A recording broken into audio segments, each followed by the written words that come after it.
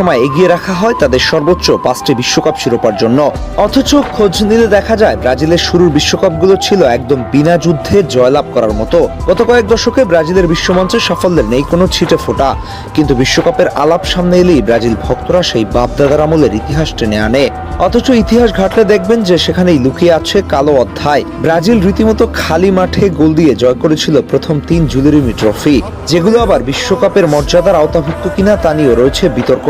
Team ফুটবলের আজকের এই ভিডিওতে চলুন দেখে নেওয়া যাক কিভাবে শুরুর দিকে বিনা প্রতিদ্বন্দ্বিতায় ফাঁকা মাঠে গোল দিয়ে সেলেসাওরা জুলেরিমি ট্রফি জিতে নিজেদের শিরোপার ঝুলি ভারী করেছিল।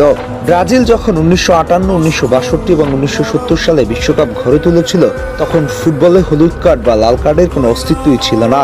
1970 বিশ্বকাপের আগে রেফারিদের পকেটে কোনো কার্ডই থাকতো না। রেফারিরা মুখে ডেকে এনে ফুটবলারদের সতর্ক করতেন কিংবা খুব বেশি হলে মাঠ থেকে বের হয়ে যেতে বলতেন। এর মানে দাঁড়াচ্ছে পেলের আমলে প্রতিপক্ষের পা ভেঙে দেওয়ার মতো ফাউল করলেও রেফারিরা বড়জোর একটু বকাঝকা করতেন।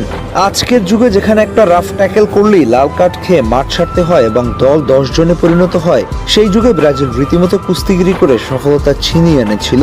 এখনকার সময়ের ফুটবলের নিয়মকানুন আর রেফারিং এসেছে আকাশ পাতাল পরিবর্তন। সেজন্যই আগের আমলের সফলতা পাওয়া দলগুলো এখন সময় এভারেস্ট দলে পরিণত হয়েছে। ব্রাজিলের শুরুর 3 জুলেরিমি ট্রফি জয়ের আমলে ছিল না অফসাইড নিয়মের ছিটে ফোঁটা। বর্তমান ফুটবলে 1 মিলিমিটারের অফসাইডও যেখানে সেমি অটোমেটেড প্রযুক্তি অর্থাৎ ভার প্রয়োগের করে সূক্ষ্ম রিভিউ নিয়ে গোল বাতিল করে দেওয়া হয়, সেই আমলে অফসাইডের নিয়ম ছিল অত্যন্ত নমনীয় ও ব্যাকডেটেড।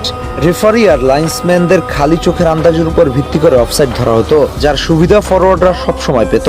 অনেক সময় অফসাইডের স্পষ্ট পজিশনে থেকে গোল দিলেও সেটা অনায়াসেই কাউন্ট করা হতো এবং সেই সব অফসাইড গোলের সুবিধা বেশ ভালোভাবেই ভোগ করে 3 বার জুলেরিমি শিরোপা জয়ী ব্রাজিল। আজকের যুগে ডিজিটাল অফসাইড লাইনের সামনে পড়লে তখনকার অর্ধেকের বেশি গোলই বাতিল হয়ে যেত, আর জেতা হতো না এত সহজে ব্যাক টু ব্যাক কোনো শিরোপা।